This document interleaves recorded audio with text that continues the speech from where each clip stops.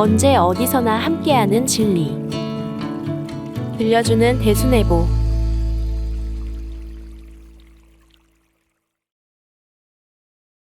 여동빈의 스승 종리권. 종리권 출생하다.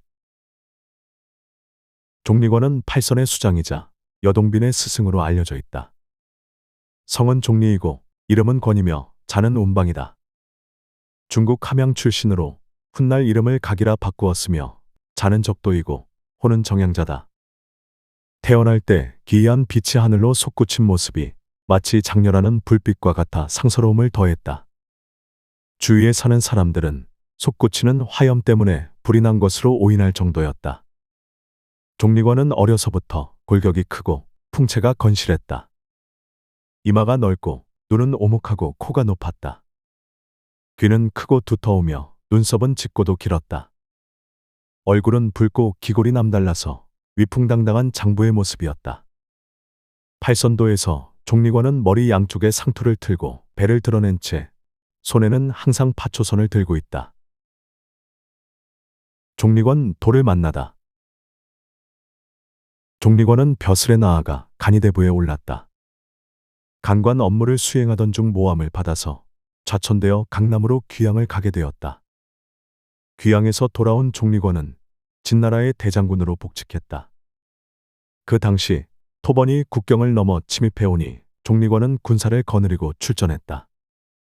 양쪽 군대가 대치하여 일진일퇴 교전을 하고 있는데 갑자기 폭우가 쏟아지고 바람이 불면서 하늘과 땅이 캄캄해졌다. 비바람이 한바탕 지나간 후 종리권은 자기 혼자만 남아있는 것을 알게 되었다. 종리권은 말을 몰아 산골짜기를 벗어나 자기가 지휘해 온 군대를 찾기 위해 안간힘을 다했지만 계곡을 벗어나지 못했다. 해가 기울자 골짜기에는 어둠이 순식간에 몰려왔다. 이때 멀리 산모퉁이에서 스님 한 분이 나타났다. 푸른 눈에 높은 코, 헝클어진 머리칼을 눈썹까지 흐트러뜨리고 몸에는 풀로 짠 옷을 걸치고 손에는 죽장을 짚고 있는 호승이었다. 스님은 큰 걸음으로 성큼성큼 그의 앞으로 걸어왔다. 종리권은 말에서 내려 그 호승에게 하루 저녁 묵고 갈 만한 곳이 있는지 물었다. 호승은 고개를 끄덕이더니 몇 리를 걸어가 작은 집으로 안내했다. 호승은 산골 집을 가리키면서 이곳은 동화제군 왕연보가 돌을 이룬 곳입니다. 장군은 잠시 이곳에서 휴식을 취할 수 있을 것이요 라고 말을 마친 후 자기 갈 길을 가버렸다. 종리권은 말에서 내려 그 집을 가만히 살펴보았다. 산속의 모옥은 크지 않았으나 깨끗하면서 정갈하였다. 종리권은 집안의 사람이 놀라지 않도록 한동안 대문 밖에 서 있었다. 돌연 대문 안쪽에서 그 괴상하고 눈푸른 오랑캐 중은 쓸데없이 말이 너무 많아 라고 중얼거리는 소리가 들리더니 노인이 나타나 종리권을 향해 큰 소리로 물었다. 너는 대장군 종리권이 아닌가? 종리권은 네 맞습니다. 노인장께서는 어떻게 저를 알고 계십니까? 라고 대답했다.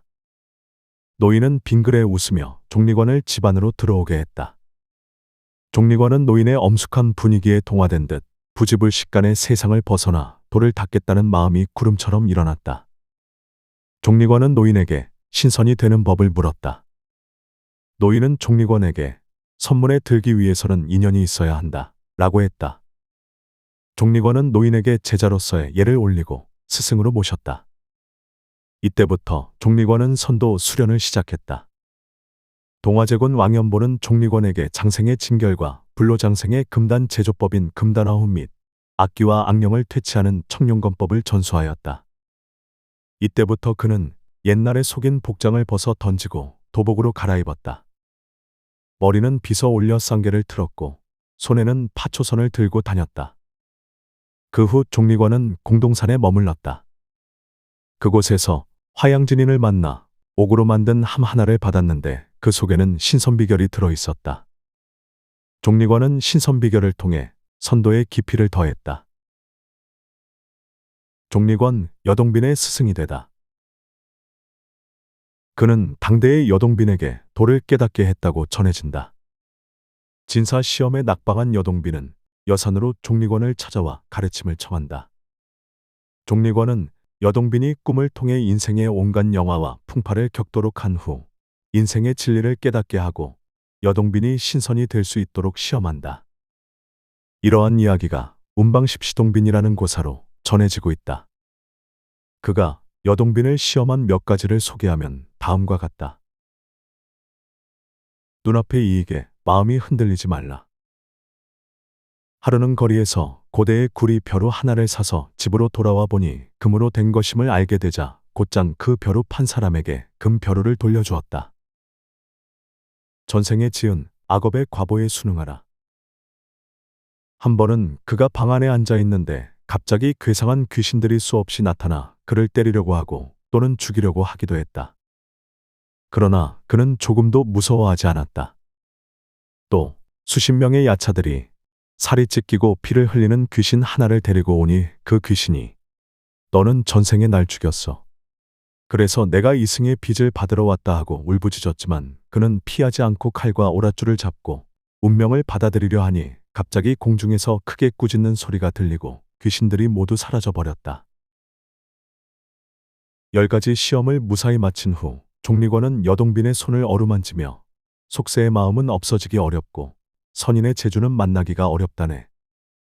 내가 사람을 구하는 것은 남이 나를 구하는 것보다 어려운 것이네 라고 말한다. 이는 제자가 스승을 찾는 것보다 스승이 제자를 찾기가 더 어렵다는 말로 도를 전하는 것이 얼마나 큰 정성과 노력이 필요한지를 느끼게 한다. 또한 종리관은 내가 10번을 시험했으나 모두 꺾이지 않았으니 그대는 반드시 득도할 것이네. 세상을 구제하고 남을 이롭게 하여 삼천의 공을 채워 800행을 하면 바야흐로 신선이 될 것이야 라고 하였다.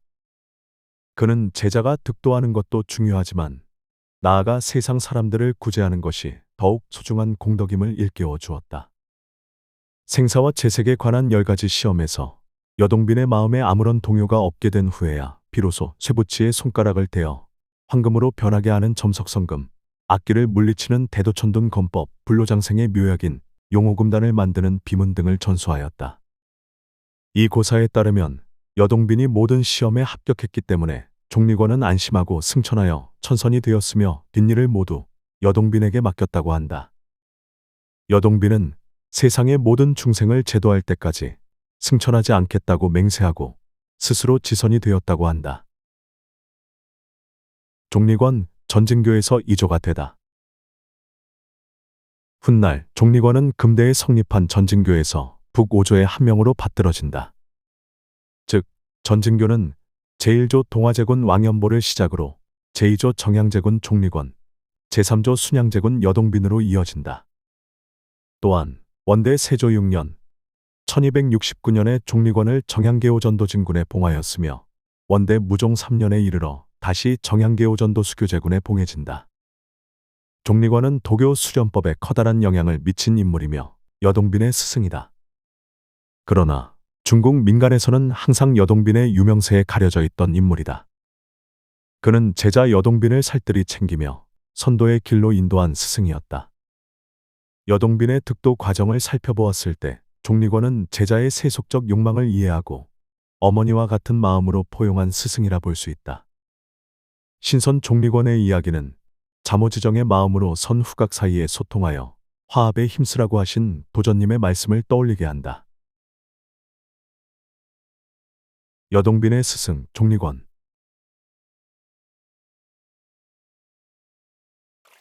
언제 어디서나 함께하는 진리. 들려주는 대순애보.